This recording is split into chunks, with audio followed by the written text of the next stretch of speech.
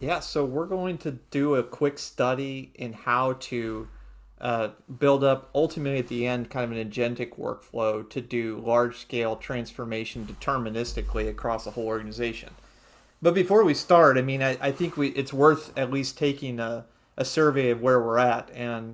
The and as we all know and have probably experienced at this point, AI for code authorship started with completions, and really GitHub Copilot was my first experience with this, and still the Copilot or code assistant I use to this day. This is something that provides that magic, sweet ghost text in the IDE that really complemented the IDE's existing capabilities by kind of filling in all the gaps where the IDE was doing things deterministically but didn't really know how to do the more these are sort of esoteric cases. So you see in this example the model's filling in this description text for me on because 42 was the answer to life, the universe, and everything. So super creative and fun. That's sort of grown into this next crop of tools that do authorship or net new code development in more or less an agentic manner. And again, GitHub Copilot chat was one of the first on the scene here, where it's really bringing the chat interface forward, and the IDE or the actual editing in the editor kind of recedes a little bit to the background, at least proportionally here. We're starting to see this crop up in many different forms. So, ChatGPT Desktop now has Work With Me, where you really can be chatting in ChatGPT Desktop, which is controlling your IDE in the background. We've seen things like Cursor and Windsurf and so forth. The main goal there really making the chat interface the primary mode of operation, and making the IDE at least the second step to your net new authorship experience. And I think what's interesting is both of these, the completions in the IDE and the agentic experiences now that are helping us with net new authorship, really work in large part because the language model gets information in one way or another from the IDE. In other words, the IDE's knowledge of the structure and types in the code, not just the text of it specifically. The LLM ultimately needs information from the IDE's internal representation because there's just not enough information in the text often for it to do what it needs. And so I've provided a really simple example of this here. This is just a Java class, just one simple, 5-line Java class called dog that extends animal. And you see in the speak method, there's a logging statement, a logger.info. That logger is being inherited from the base class animal. So it's a protected or public visibility field that's being inherited. And if you just sit here and look at this code for a moment, the thing you'll notice is that nowhere in these brief 5 lines of code is the type of that logger actually defined. We don't see the definition of that variable because it's coming from the base class. We don't see an import representing that type. So if I were to ask you right now to tell me definitively, is this logger an SLF4J logger, or is it a log4j logger, or which is it? Because they all have very similar method signatures, you couldn't tell me. I don't know, as experienced of a developer that I am. And no matter how many billion parameters we throw into a model, a model looking at the same text has no better idea than I do. And so the compiler ultimately needs to figure this out as part of its work in producing the bytecode at the end of the day. And the compiler does that by taking the text. If you go back to your compiler's class way back when in schooling, it turns that text into what we call an abstract syntax tree. So it breaks down this text into a class and its method and a block and a method invocation inside of that. But the second step after the abstract syntax tree is the compiler goes back through and does all this symbol solving, and it does that deterministically and algorithmically. So it's looking at logger and it says, what is that type? What is the declaring type of the info method? What are its argument types? And it adds that information to the abstract syntax tree. if we take the combination then of the green things, the syntax, and all those symbols of those types, and then also throw the formatting, all the white space, and a bunch of other metadata onto that tree, that together is what I call a lossless semantic tree, or an LST. And keep that in your mind for a moment. We'll come back to the lossless semantic tree in a moment, but just know that this kind of representation is what's kind of going on in the IDE, and that information in one way or another is being supplied to these models to help them make informed decisions. So as amazing as all these experiences have been, and again, I'm using Copilot every day. I'm using ChatGPT Desktop. I'm using other tools, and it's really accelerated my development. It really does focus on net new code development. And so there's this sort of elephant in the room, which is all the existing code that I have, and that could be hundreds of millions of lines or thousands of repositories of code. We've even seen at some organizations upwards of 4 or 5 billion lines of code, either new or old, under management. And so how do we take those same kind of amazing experiences we're seeing with the net new code development and apply it in service of upgrading and modernizing and securing that old code base? And I think, so if we think about why models are very good about authorship, it's because of that information. So what do we have to do to accomplish providing that same information? We know that we can't just open whole business units at once in the IDE, right? This would be we know as developers, whenever you open in a large repository in the IDE, it goes through this long period of updating indexes, waiting for scanning to complete, resolving dependencies. And this, even to this day, because of course our repositories have continued to get bigger and have more and more dependencies, that could take minutes. It could take a long time. It's kind of one of the things we dread, is having to invalidate caches, because you're in for a potentially long wait at the end of the day. And while it's always seemed kind of a background thing to us as everyday developers, what's really happening in the IDE when it's doing that, when it's updating indexes, when it's resolving dependencies, is it's working its way towards building kind of a representation like this, which is, and caching it, and that's what it's going to use to provide really advanced completion hinting and things like that to you throughout your day. So, can you imagine having to do that for 4 billion lines of code? It just really wouldn't be sustainable. So I think the goal then would be to expose a similar richness of data that the IDE does somehow to these models. And that's where I have to go back to a technology that, not thinking about this problem the way I do now. I started back at Netflix about 10 years ago as a member of the engineering tools team.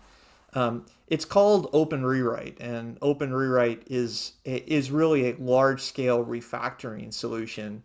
Our goals back at Netflix were to help product teams upgrade from Java 6 to 7 and 7 to 8 at the time, to move from one logging framework to another, to fix vulnerabilities in their code. In general, a concept I now call tech stack liquidity, going from one place to another in the code. That could be a migration, it could be moving from one product to another. Anytime you have to go through your code and kind of laboriously change it the same way over and over and over and over again.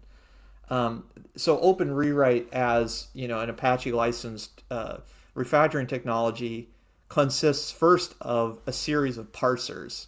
So for Java and JSON and Kotlin and HCL and now JavaScript and Python and C#, etc., protobufs, etc., that take the text to code and some more information about their build configuration and turn them into that lossless semantic tree. And then we have what's called recipes, which are deterministic programs that are designed to make changes to that tree that can then get materialized back out to source code to affect some change. So that was I said a lot there, and I think if you haven't experienced this, it's easiest just to see a few examples of the kinds of transformations that OpenRewrite recipes produce on code. For that, I'm going to show a number of examples here, and I'll start with one that's constrained. It's infrastructure as code. It's Terraform.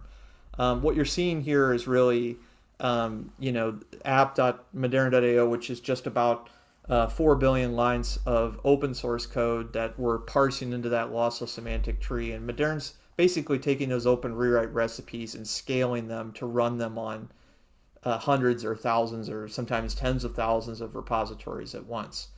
I had ran this recipe, which is a collection of recipes for best practices for Azure, and we found an old 7-year-old Terraform example that at this point has sort of default insecure, defaults that you wouldn't prefer anymore. Like, the default is still TLS 1.1, so you would want to change that to 1.2 or greater.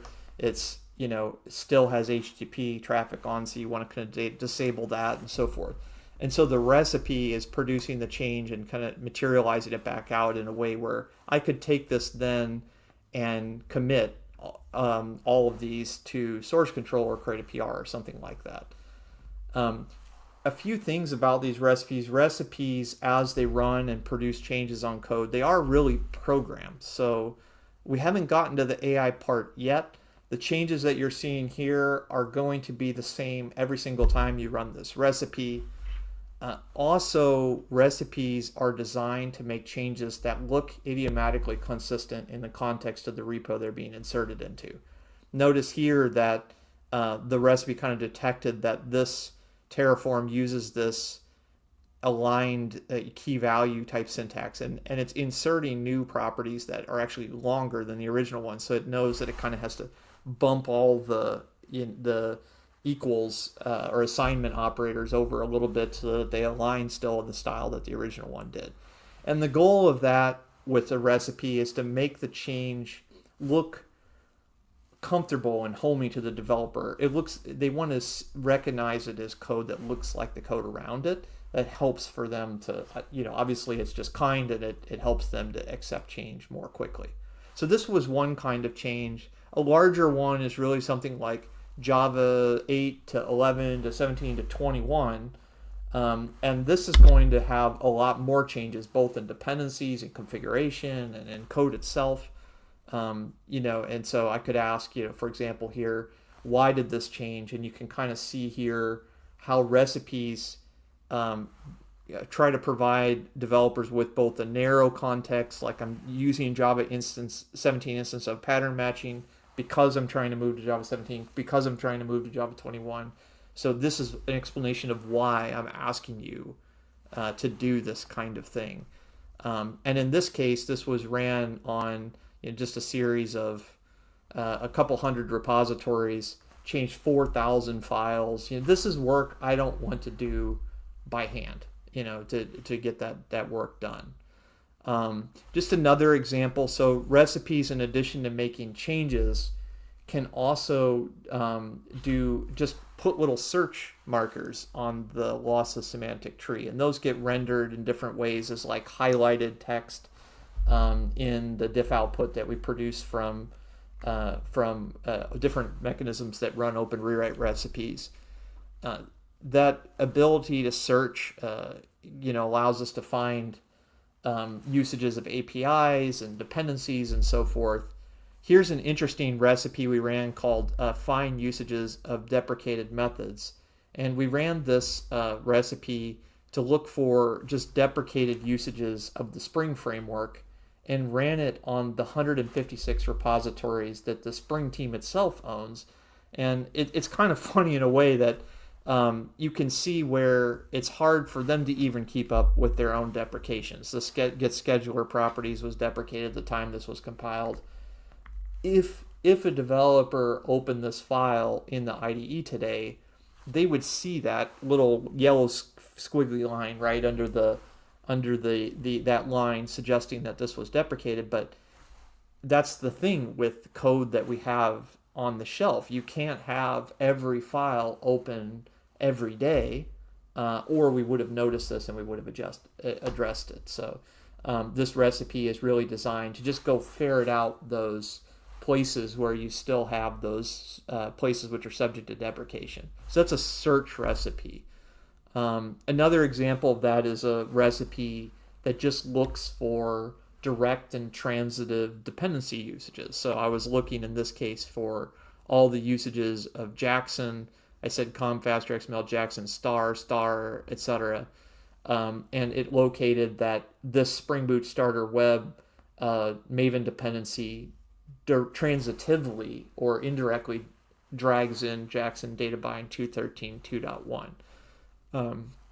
So, and then, it's of course going to do that for Maven and Gradle and many different kinds of versions and build those things up. These are just, a few examples of recipes. I think the key to understand here is that there's many different types of them and combinations of them. What changed in the AI space late last year was this new paradigm called tool function calling, which allows models to be supplied with tools to do work, and then the model decides, based on the tool's description and the work that it has to do, when and where to call that tool to perform the work that it's assigned to do.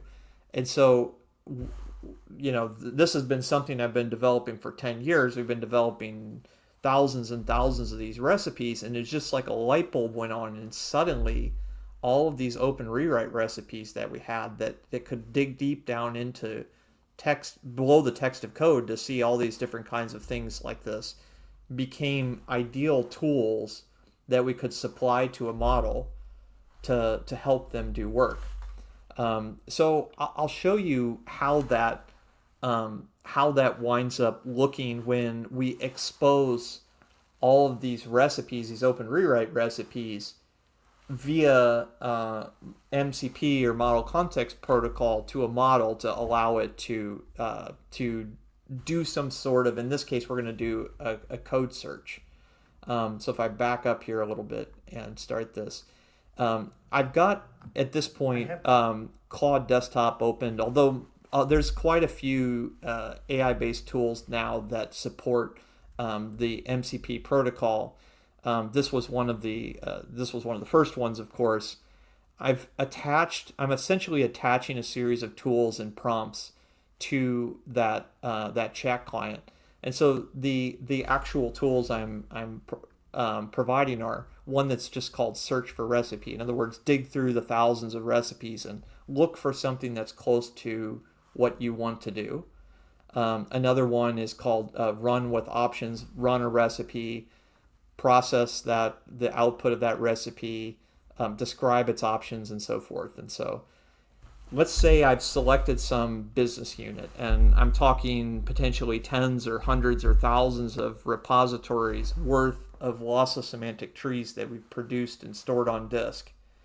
And I ask a question like, how is Guava used? What does that really mean? I'm going to leave it up to the model to figure that out. It says, I'm going to help you find how Guava is used.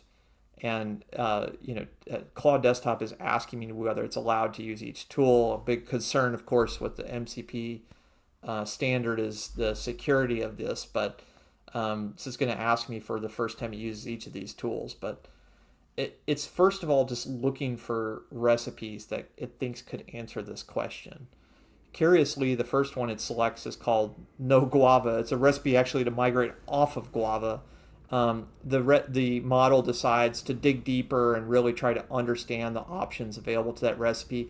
Doesn't like what it sees. It really isn't the right thing to use. Looks for another recipe by refining its own search. And this was all done sort of autonomously. Interestingly, it finds this recipe called find methods. And so it's reading the description text on that recipe itself, learning how to use the options that are available to it. And it's essentially at this point changed my question about finding Guava method usages, Google Guava method usages, into the package pattern, com.google.common, any subpackage star, any method name, any number of parameters. So really is just from the recipe description text, learned how to use this recipe and selected the appropriate data table, which is just kind of the thing that comes out of the recipe, the column or data that comes out of the recipe. And then it starts running it. And after a short while, it's ran that recipe on the whole business unit and says, these are the 4 key ways in which guava is used.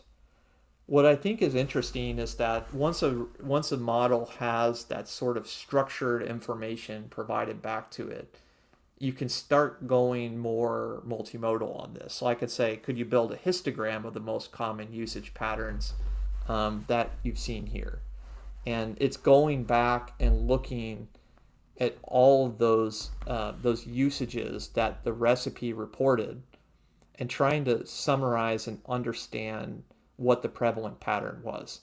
Now, while this is running, I think it's interesting to note that the recipe itself, because it's deterministic, because it's operating with everything that the compiler knows about the code, will not have any false positive matches on guava, nor will it miss any occurrence of guava, because that step, at least the production of the data, was done in a really deterministic way ultimately. The model's deciding right now to take what it's kind of now learned, and it's writing out a quick React component here to present it in that histogram form that I originally asked for. And here you see the result of that. It's just, this is quick, large-scale impact analysis in a way that I have not seen before. The ability to kind of marry up a chat interface, which is fuzzy and probabilistic in nature, to a deterministic system to make this kind of change, very usable to somebody. These recipes, while there's thousands of them, I kind of go back to show just how deep they can get in combinatorial ways. Just looking at a visualization of the recipe that helps folks move from one Spring version to another. We have this recipe called Migrate to Spring Boot 3.4, and each of the dots here in this visualization represent a sub-recipe of the larger task of moving an application to Spring Boot 3.4. No wonder we're not keeping up with this stuff, right? We're asking people to understand 3,300 different types of changes that they may have to do to their code base.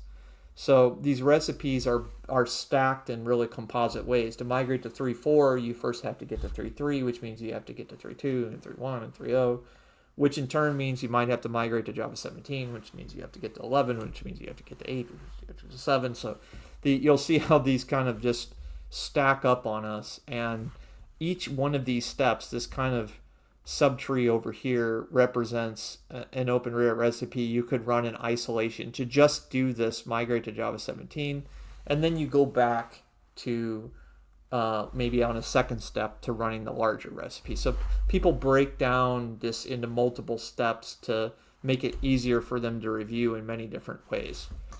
The thing that has me, I think, really, really excited, the question is often, okay, how did all of these 3,000 recipes come to be?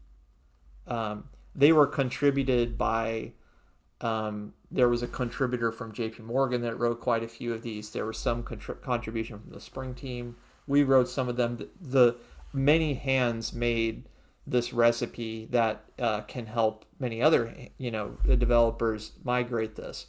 But how do we make the act of net new recipe development itself faster?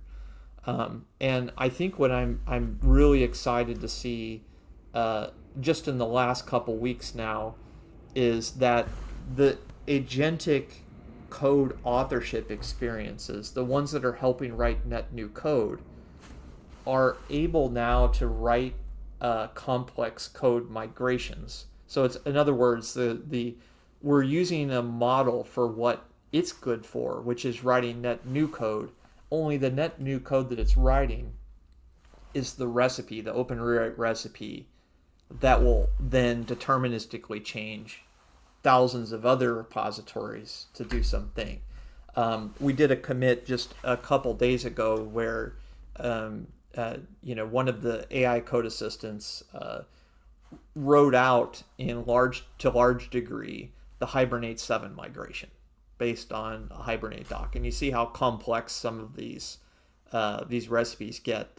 Migrating the Hibernate session, and some of them are easier because it's just dependency updates that the model can configure declaratively.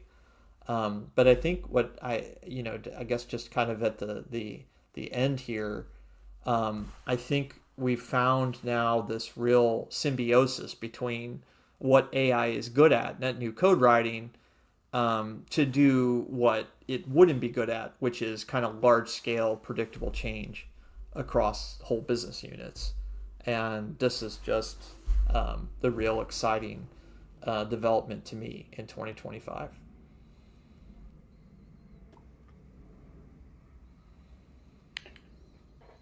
Yeah, if you have a visualization like that, Jonathan, you can't go wrong. That's right. You can't go wrong. If you show it like a universal thing that you Yeah. can rotate and everything like that. And I stopped what I was doing. I was going, oh, pictures, pretty Yeah. stuff.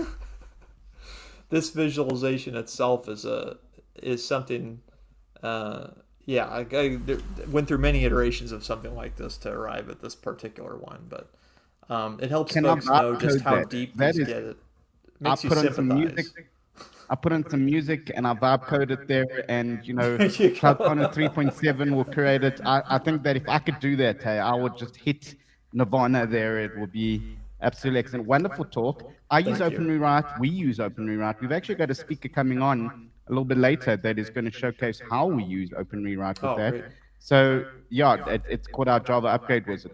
Hmm. Which is just ironic now. It's not competition, okay? We're No, all no, in no. it to win I it. love the partnership. That's what we think should happen. Is really that everybody needs to pitch in a little bit to write the recipes to cover the whole ecosystem and really benefit us all. So I love the collaboration we see across up and But down the stack. but they won't have a visualization. Okay, so you won already. There you go. Okay, so yeah, and I've got the next speaker who actually I want to segue into them, Joshua. I want to bring him on here. I actually work with Joshua, and so he won't have a visualization, but he is part of my team. So he is automatically got the points and everything. Jonathan, incredible talk. I want to thank you so much for coming and spending time Thank with you, us Rory. today. And